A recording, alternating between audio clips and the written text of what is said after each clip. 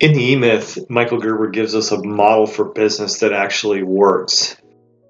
And it's built on vision, organization, system, strategy.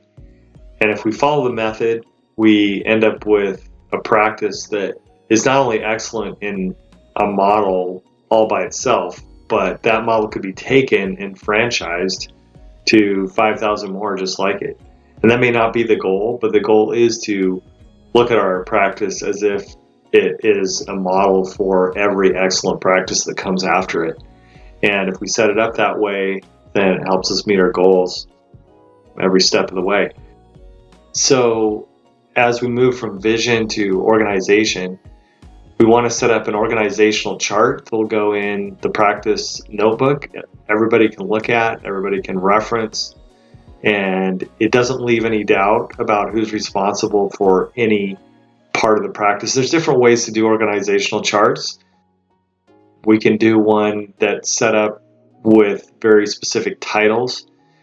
I've found that in a dental practice, which is a small business, of course, that setting up a task-based organizational chart works extremely well.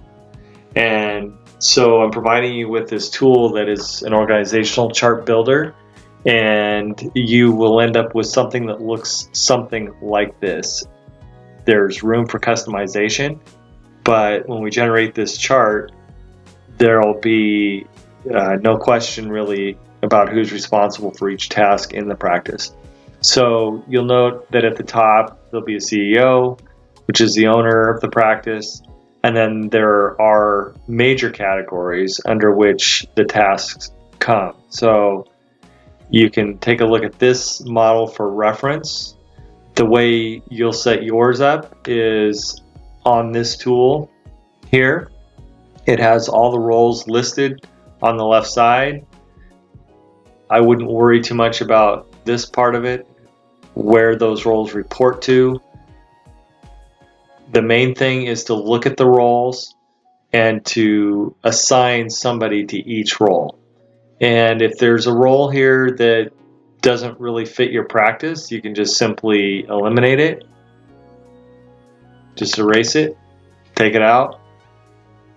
If there's a category you want to add, a task you want to add specifically, you can go ahead and type it in down below here. You can have as many as you want, and we can decide where that fits in best on the chart. But the key right now is to assign a person to each and every task in the office, every role in the office.